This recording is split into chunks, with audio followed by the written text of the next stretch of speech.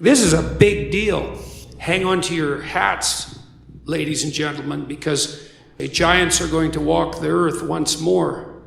And we're going to live through that, maybe.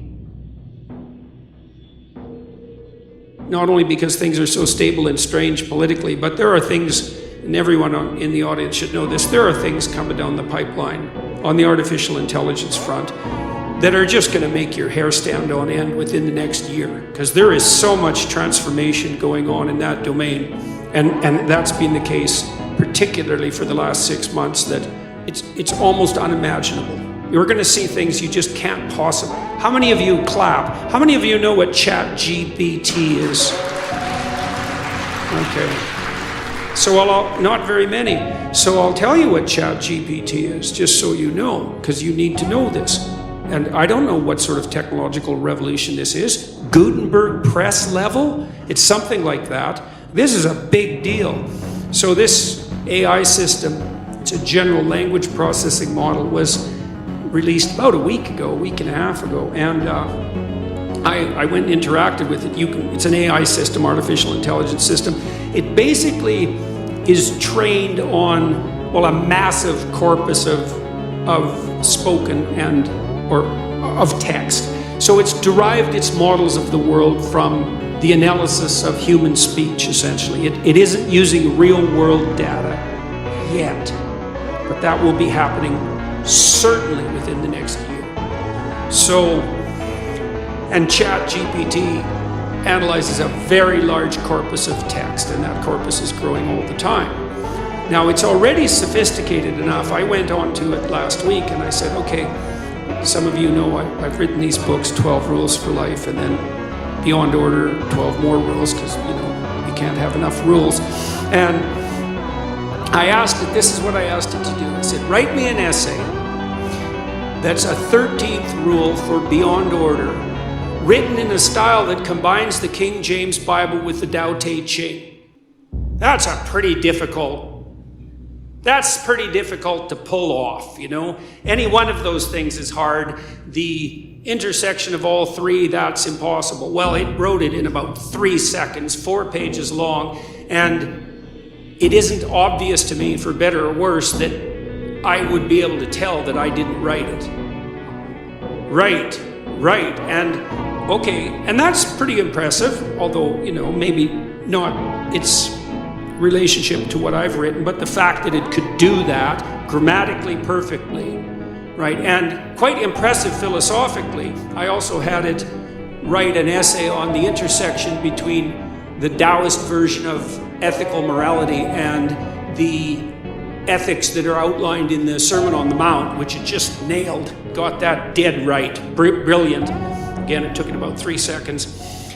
There was a computer engineer who purported to work for Tesla. He asked Chat GPT, said, look, I work for Elon Musk, but I haven't been doing much for the last week, so I need you to write me 10 bullet points about what I probably would have done as a engineer at Twitter. What 10 things did I do last week that were productive and valuable? And if you don't mind, write me the accompanying computer code that goes with each project. And it did that too, 3 seconds, and the computer code works. Right, and so, okay, so that's already there. So then a university professor did this. He thought, that's interesting. Any student will be able to write any essay on any topic with Chat GPT.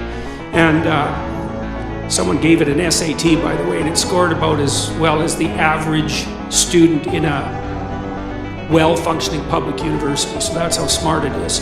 So that's basically an IQ test. He said, write me an essay, gave it a topic, wrote the essay. He said, now grade it. Said if we can automate the students, we should be able to automate the professors too. And so it provided a complete, comprehensive analysis of its own essay with grade. It wrote, someone else asked it, write the screenplay and describe the characters for the next $900 million Hollywood blockbuster. It's like, bang, plot, characterizations. Then someone else took the descriptions of the actors and said, generate photorealistic computer images for each actor. And all the AI systems could do that. So I'm going to tell you what's going to happen next. This is going to happen this year. So get ready. Okay, so now we have an AI model that can extract a model of the world from the entire corpus of language.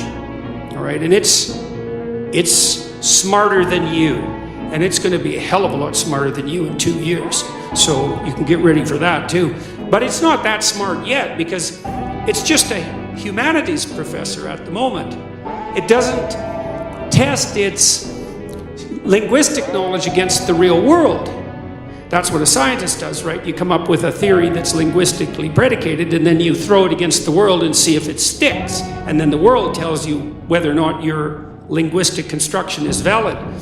But the new AI systems will be able to extract out patterns from the world itself, from images and so forth, and then be able to test their linguistic constructions against the world, and so they'll practice just like scientists.